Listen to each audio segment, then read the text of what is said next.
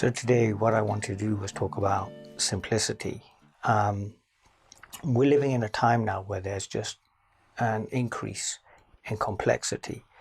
And this complexity is leading to so much misunderstanding and so much disinformation that it's absolutely incredible. And nowhere is it more evident than within the spiritual community. I recorded a video recently. It was called Stripping Away the Unnecessary. And it had come about after a conversation with a dear friend who'd said that the reason she was following the work I do is that I keep it simple. And I quite often like to quote Walt Whitman's, saying, if the truth was complicated, we'd all understand it. But I also say that, it's so simple, even someone like me can talk about it.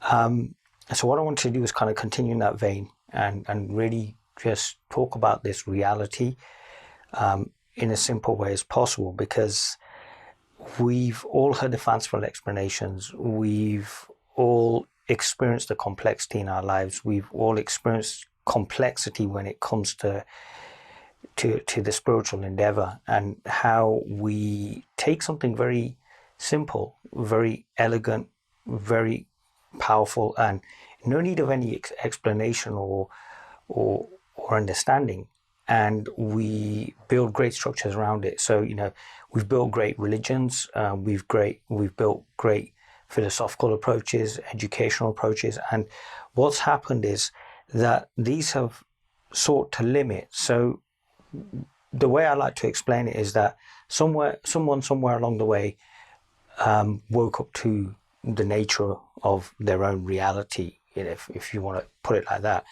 And there was somebody who was watching and didn't quite understand what was going on. So saw them do a certain thing and then decided to do the same thing slavishly, because they'd seen that somebody had woken up. So there's that really beautiful story of the Zen master who's drinking tea and wakes up. So then everybody starts drinking tea. Or, my personal favorite, Rumi whirls around a tree in a state of ecstasy. And now if we look at the Mevlevi school of Sufis, they slavishly follow, this whirling. There's an entire form around it. And its origin is just a man whirling around a tree in a state of ecstasy. Who literally just gone inwards and seen the reality of what he actually was. And what that points to is just like an originality. And we unfortunately are moving away from this originality. We're moving away from this original mind, and we're moving away from this original consciousness, and we're instead wanting to talk about it. We're wanting to conceptualize about it. And what you find is year in, year out, the number of seekers now coming to talks is increasing, and everybody has read all the spiritual classics, and they could probably do a better talk than you could all day long. And yet when it comes to pulling the trigger, that person hasn't gone inwards. That person has possibly glimpsed something but has never really accepted who they really truly are. And that's a bit of a shame, because why would you want to do anything like this if it wasn't to see who you actually really are, as opposed to, well, I'm content with glimpses, and then my conceptual knowing and my conditioning, which tells me that this answer is outside myself in a concept, in a point, or in a teacher. My conditioning doesn't allow me to complete the journey, so to speak, because ultimately there are really no words. This very talking about this, as I heard someone say recently, is just a complication. So this wanting to know, to understand, to conceptualize is the very barrier that prevents you from seeing who you actually are. And maybe it's time to just, in a sense, drop these ideas or whatever ideas form about this reality, because ultimately all ideas will fall short. It's like talking about having a meal and actually having a meal, or talking about driving a car and actually driving a car. One can't really supersede the other. Talking of the experience can't really give you the experience, or trying to understand it is never going to give you the understanding of it. And in that sense, it's really about just dropping, these ideas that we've formed. And even as I say the word dropping, I know that it can be heard in a way whereby, oh yes, well, I've read that before. So, it's something I must try to do.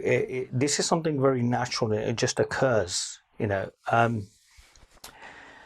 and as it occurs, it's seen that it's always been like this. It's just there's this reality. It pervades absolutely everything, and it's something that has been, is, and will be for an eternity, because it's literally all there is.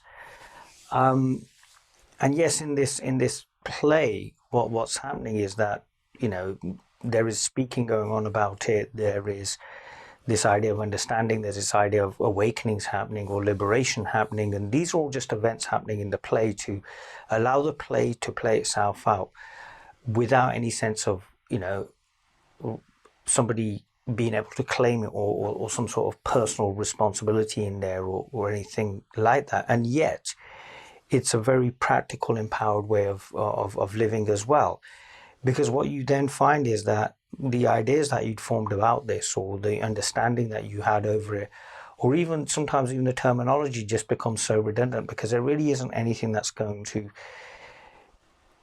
really truly encapsulate what this thing is. We're pointing, and the pointer is designed to fail, and it's incredible how many people take the pointer and, as I've said previously, take the pointer and turn the pointer into God, and believe somehow that by repetitively and mechanically repeating it is just this, or all there is this, that somehow there may be this understanding that will occur, and the idea of them will be seen through.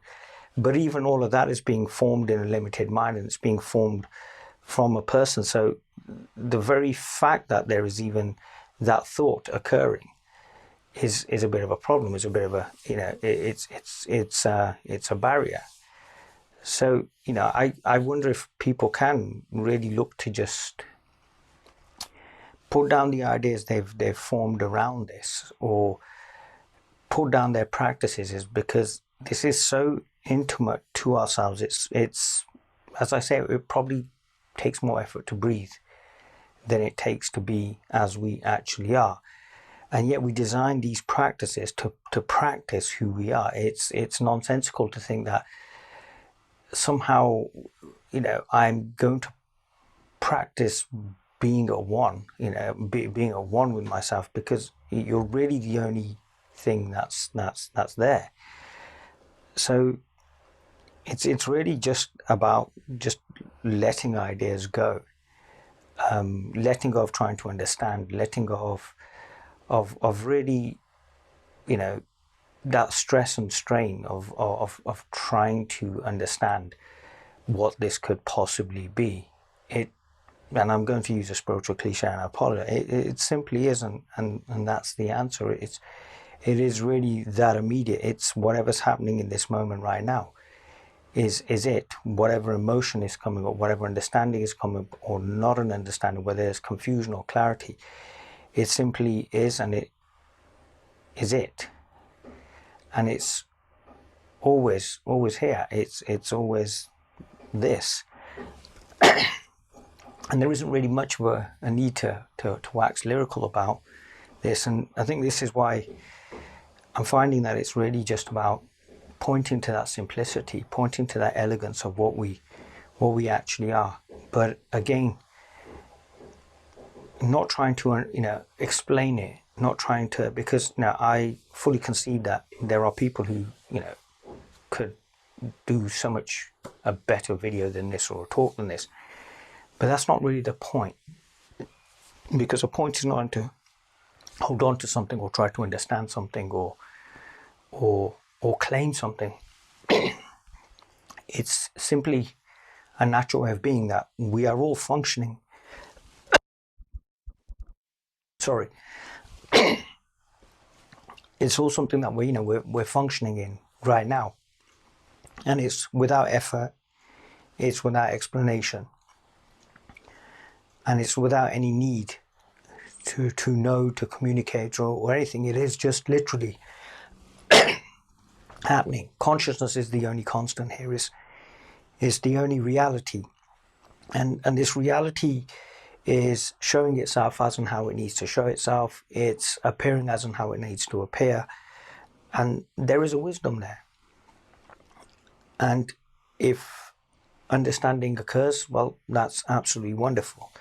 And if it doesn't, well, that's absolutely wonderful too, because it, it simply is. And I know that can open up the mind to say, well, that sounds kind of quite spiritually lazy. It's, well, this is all rather simple. Well, what about the ideas of morality and what have you? And what about good and bad and free will and destiny? If we could just sit with ourselves, or if we could just sit without even ourselves or another, or try in any way, just allowing it to naturally occur, we'd find that all of this conceptual understanding, or the this or that, it would all just make sense. And yes, we can say, well, who's it making sense to? And we can engage in this kind of almost like a non-dual understanding of this, this who is there, who's looking. But sometimes all of that is the very barrier, is the very veil that's preventing us seeing who we actually are. I always quote Rumi, and I think it's so appropriate with what's going on, that the task isn't to seek for love. It's just to literally just eliminate the barriers that we've put in place through our conditioning, through our understanding of this, through our knowledge, through pretty much everything, any idea that's formed around this. So really, when we let all that go, what's left? And what's left is just this. And that's all there is.